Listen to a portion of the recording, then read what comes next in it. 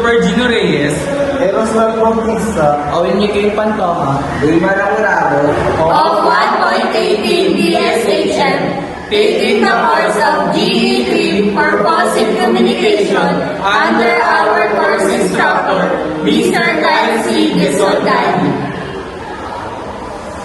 We come together to solemnly promise and affirm that we come together to solemnly promise and affirm that we uphold the values of fairness, punctuality, honesty, and responsibility in all academic activities.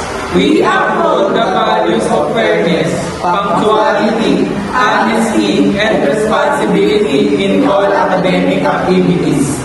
We will engage in every discussion with a spirit of collaboration and creativity. We will engage in every discussion with a spirit of collaboration and creativity, Aiming for shared excellence outcome and deeper understanding. Aiming for shared excellence outcome and deeper understanding. We stand up the highest standard of academic integrity by submitting original outputs, we stand up the highest standard of academic integrity by submitting original outputs, citing properly the source if needed, citing properly the source if needed, and encourage maturity to resolve any conflicts.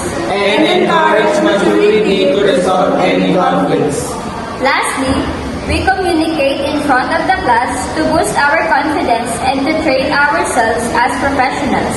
Lastly, we communicate in front of the class to boost our confidence and to train ourselves as professionals.